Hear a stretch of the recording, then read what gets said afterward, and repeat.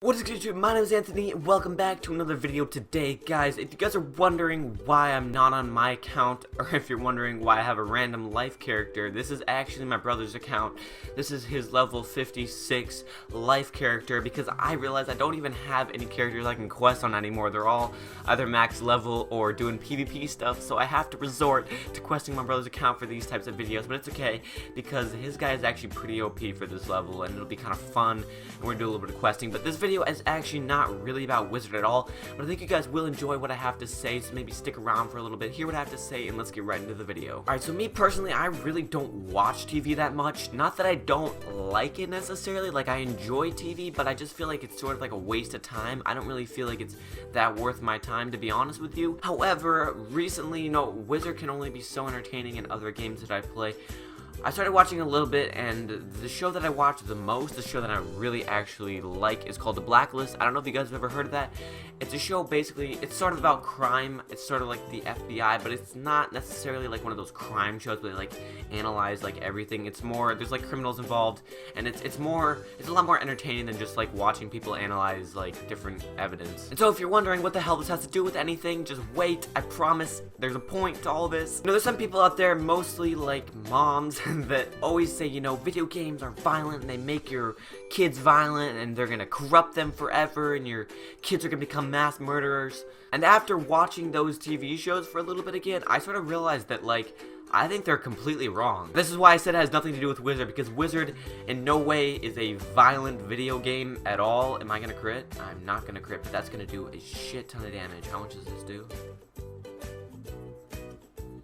That's what I'm talking about.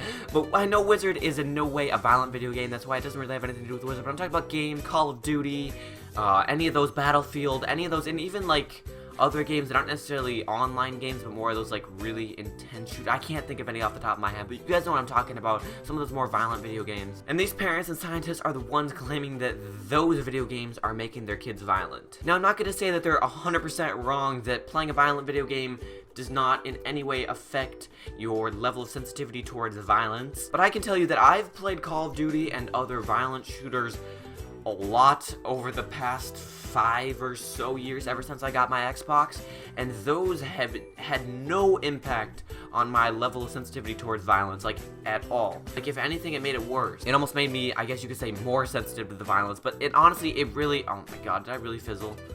Are you serious? Really think that it doesn't have that much of an impact. And I'll tell you why in a second, but I want to tell you what I do think has a big impact, and those are the TV shows I've been talking about. And if I fizzle this again, I swear to God. But TV shows like The Blacklist and all those other ones, not necessarily like the cop shows, those aren't necessarily bad, those just scare the shit out of kids. Like Criminal Minds would be...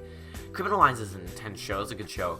But I'm talking about shows where they sort of indirectly, they're not necessarily making criminal things seem cool, but they're sort of, it could be taken the wrong way. A little kid who's watching it could be like, oh, these people are really cool and they're making a lot of money.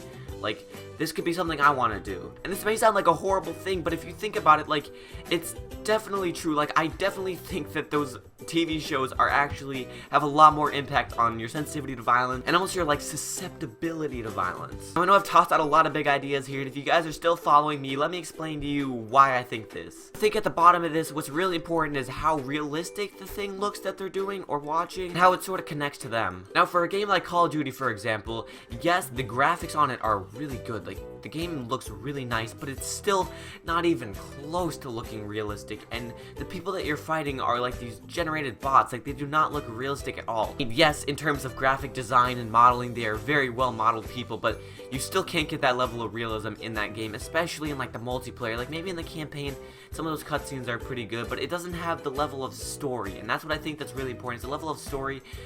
Yes, you're shooting people, but it's like you're shooting bots. Like, it's really not that important. Maybe it'll make kids want to buy an airsoft gun and go shoot, like, wood cutouts, but like it's really not going to affect their violence overall when they get older. But the reason I think TV shows have such a big impact on this is because they're so realistic. Like, they're shooting real people. Obviously these scenes are staged, but they're still shooting real people and it is real. Like, it did happen. Like, you can't say, you know, if a car flips over in a TV show and it's not CGI, that car did flip over. Yes, it was staged and no one got hurt, but it did, that did happen. And the fact that that did happen, like, it's so much more realistic, and it has so much bigger of an impact on people. Obviously, it depends on the person, and I hope people out there have enough common sense to realize how bad some of these things are. But if you're watching some of those criminal shows and you see these guys sitting back, you know, with all this money in these really nice houses and stuff, like, there's gotta be someone out there, oh my god, I really not collect anything?